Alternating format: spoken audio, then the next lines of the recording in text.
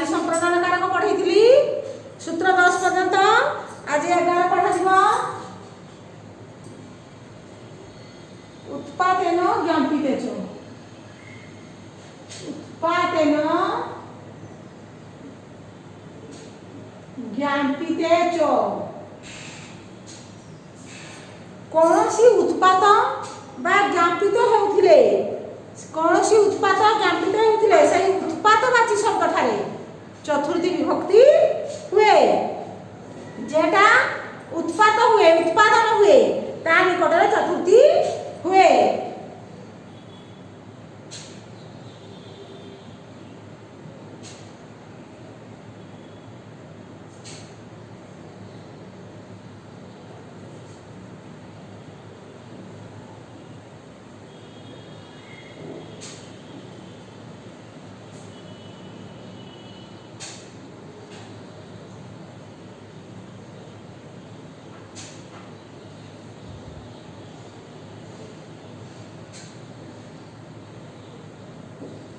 उदाहरण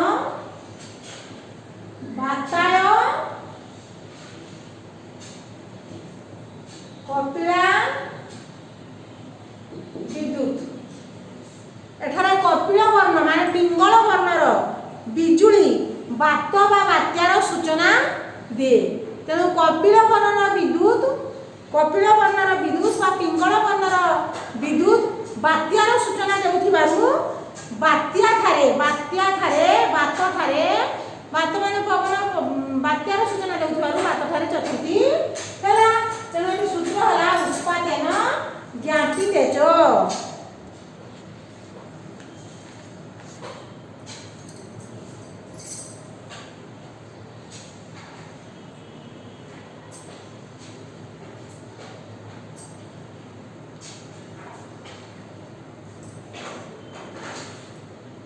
तापरे चतुर्थी जा शिष्या और शिष्या मद्र भद्र कुशल सुखार्थ आशीर्वाद आयुष कल्याण मद्र भद्र कुशल आरोग्य सुखार्थ शब्द हित प्रभृति पद जगरे चतुर्थी जहाँ प्रति सुख कामना करा जाए ताहा निकटरे चतुर्थी हुए। चतुर्थी जा शिष्या ईर्ष्या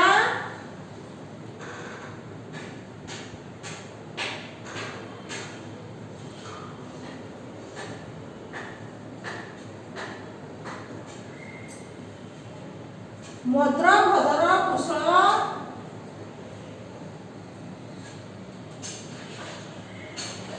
कुशल सुखार्थ हितेयी सुखार्थ हितेयी हितेयी ऋच युक्त शिष्य युक्त आयुष्य इत्यादि। तेणु युक्त मद्र युक्त भद्र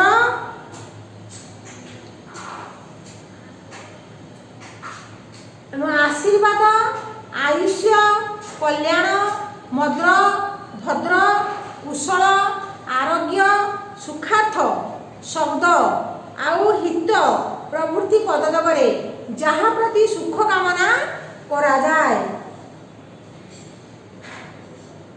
आशीर्वाद आयुष्य शिष्य आयुष्य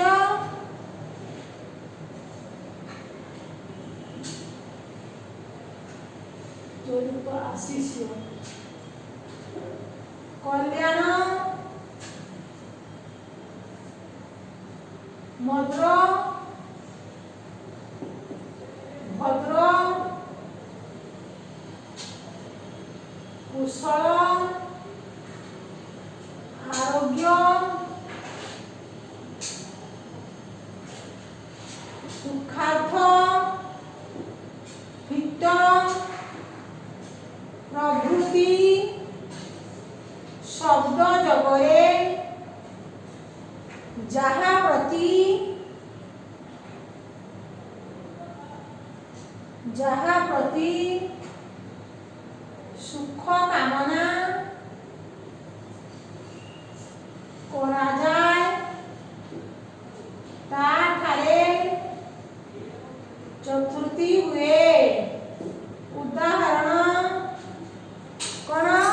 बालकेभ्य चतुर्थी हुए विकल्परे षष्ठी हुए विकल्परे षष्ठी मध्य हुए बालकेभ्य बालकानां बालका नाम बालकेभ्यो आयुष्यं मधुरं भद्रं आयुष्यं मधुरं भद्रं कल्याणं कल्याणं कुशलं सुखं हितं भवतु सुखं हितं भवतु बालकर कल्याण सुख हित हेउ तेणु यही शब्द थिले चतुर्थी और षष्ठी उभय हुए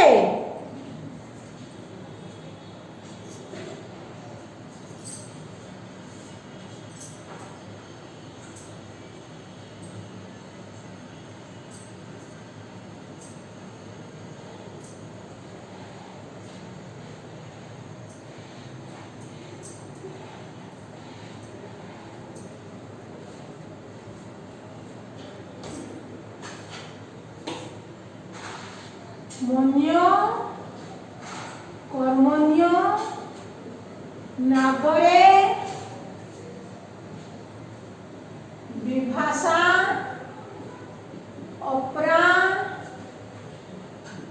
अप्राणिषु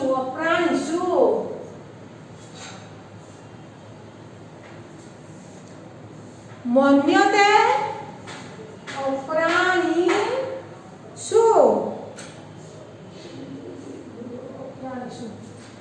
मन्यते क्रिया अर्थात मन धातु जगरे मन्यते क्रिया अर्थात मन धातु जगरे अनादर अर्थ बुझाइले अप्राणीवाचक शब्द ठारे उभय द्वितीया और चतुर्थी हुए किंतु प्राणीवाचक शब्द ठारे केवल द्वितीया हुए तेणु मन धातु जगे मन्यते क्रियार अर्थात मन धातु जगे अनादर अर्थ बुझाइले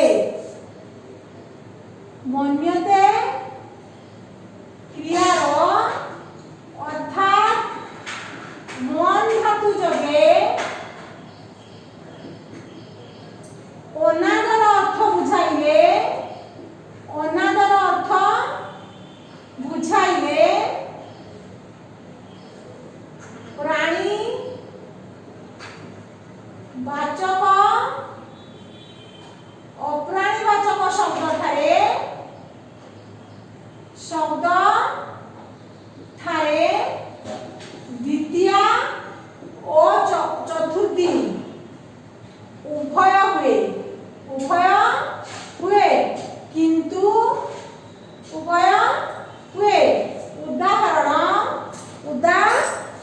अहं त्वां तृणं बा तृणाय मन्यते अहं त्वां तृणं बा तृणाय मन्ये मु तुमको घास भली मने करे मु तुमको घास भली मने करे माने अनादर अर्थ हैला तेणु अनादर अर्थरे अप्राणीवाचक शब्द ठारे द्वितीया और चतुर्थी उभय हुए अनादर अर्थरे अप्राणीवाचक शब्द ठारे द्वितीया और चतुर्थी उभय हुए तृण है अप्राणीवाचक शब्द तेणु तृण ठारे उभय द्वितीया और तृतीया है मन्य कर्मण्य नागरे विभाषा अप्राणिषु अर्थात मन धातु जगे द्वितीया और चतुर्थी उभय मन धातु जगे द्वितीया और चतुर्थी किंतु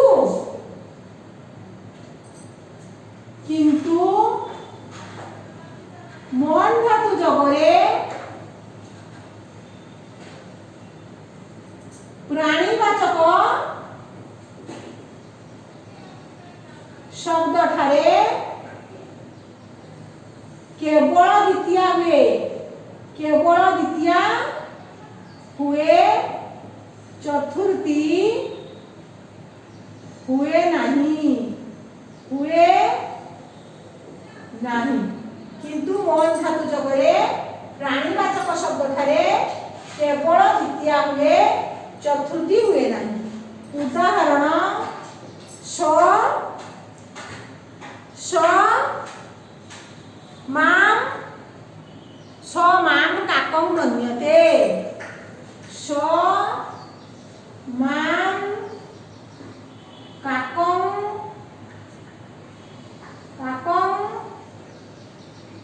मन्यते।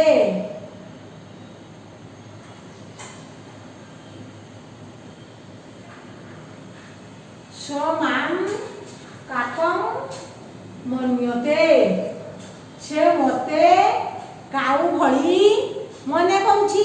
काऊ हेला प्राणीवाचक शब्द, तेणु काऊ ठारे द्वितीया हेला प्राणीवाचक शब्द, तेणु एठी द्वितीया। अप्राणीवाचक भागरे द्वितीया होचती उभय होई परिबो।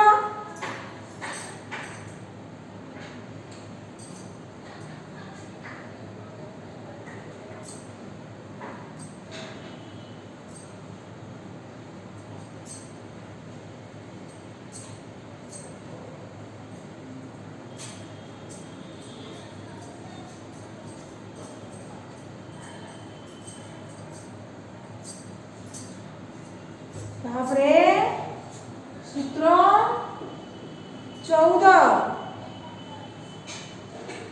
प्रत्याभ्याम शुभ पूर्वस्य कर्ता। प्रत्याभ्याम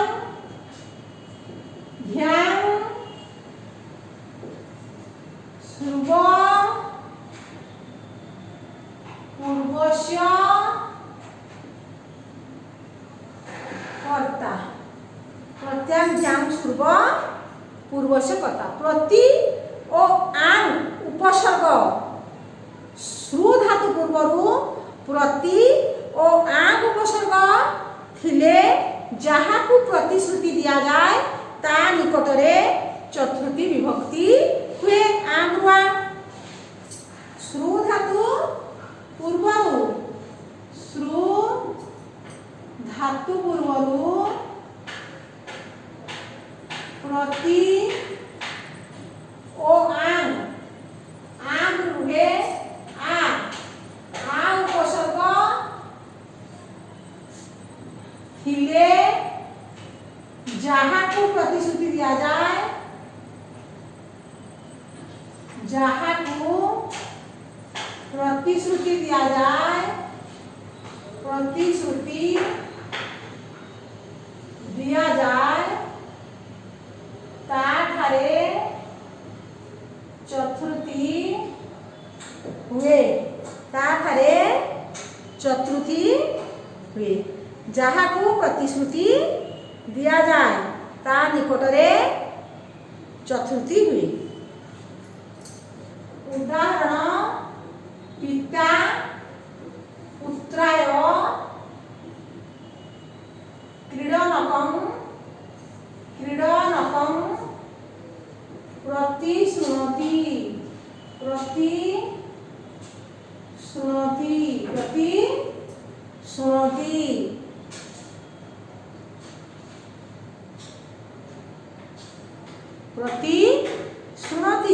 पिता पुत्राय क्रीडनकं, पिता पुओकु खेलना देवा पाई प्रतिश्रुति देउछंती। पिता पुत्र को काहाकु प्रतिश्रुति देउछंती? पुत्र को प्रतिश्रुति देउछंती। तेणु पुत्र निकटरे कोन हला ना चतुर्थी हेला। प्रत्याभ्याम पूर्व पूर्वस्य कर्ता बा श्रु धातु पूर्वरु प्रति थिबारु चतुर्थी। सेहिपरि आशुणतरि राजा ब्राह्मणाय धनं आशुणति। राजा ब्राह्मण को धन देवा पाई प्रतिश्रुति देउछंती।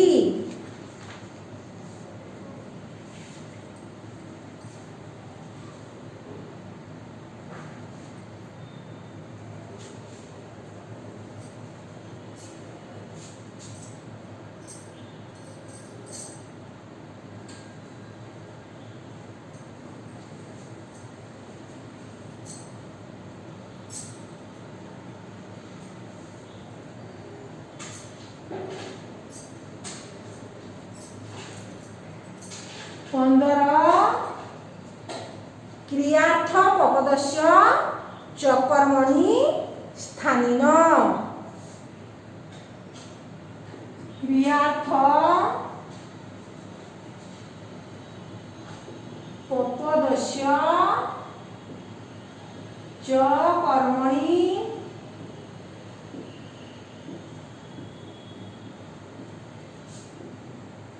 स्थानीन तुमुन प्रत्ययांत असमापिका क्रिया उज्य हेले बा असमापिका क्रिया उज्य हेले अर्थात लोप हेले ताहार कर्म ठारे चतुर्थी विभक्ति हुए अर्थात कर्म संज्ञा न होई संप्रदान संज्ञा होई चतुर्थी विभक्ति हुए कर्म संज्ञा हेले द्वितीय हबो किंतु चतुर्थी हेले संप्रदान कारक हेले चतुर्थी विभक्ति हेबो तुमु प्रत्यंत असमापिका क्रिया उज्य रहिथिले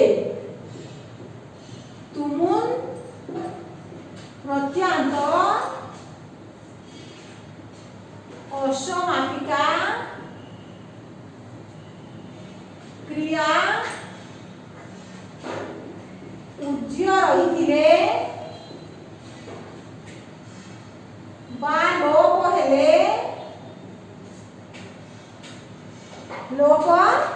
हेले ताहार कर्म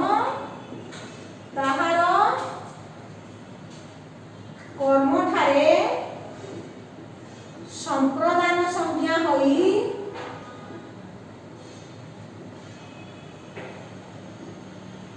चतुर्थी हुए तुमुन प्रत्यय माने तुमुन प्रत्यय शेषरे थिले अंतरे थिले एवं असमापिका जो क्रिया द्वारा कार्य समाप्त हुए नहीं ताकू असमापिका क्रिया कह जाए जो क्रिया द्वारा कार्य समाप्त हुए ताकू समापिका क्रिया कह जाए पिलाटी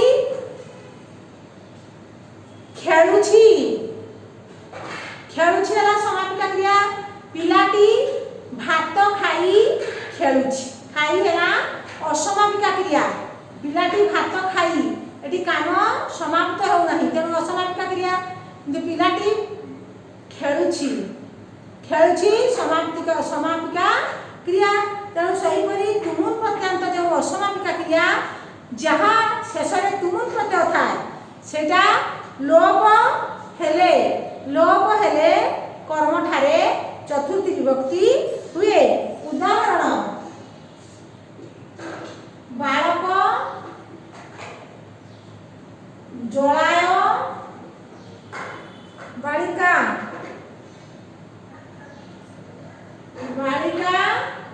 जलाय केमते लाना जलम